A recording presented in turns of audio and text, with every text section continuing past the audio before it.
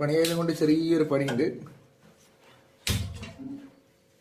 ദൈവനെ ഒന്ന് വരഞ്ഞിട്ട് കുറച്ച് മസാല ഉപ്പും മുളകെല്ലാം തേച്ചിട്ട് ചട്ടിയിലിട്ട് വരട്ടി അസിസ്റ്റന്റ് പണി തുടങ്ങിയിട്ടുണ്ട്. ഇന്ന അസിസ്റ്റന്റ് ആക്കി വെക്കുന്ന എനിക്ക് ലാഭമാണ്. വിലയിരുന്നത് ഫുഡ് അടിക്കാം.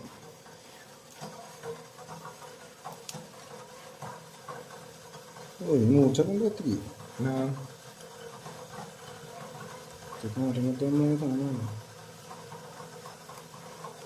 1000 കോഴിക്ക് മുക്കാല അല്ലേ?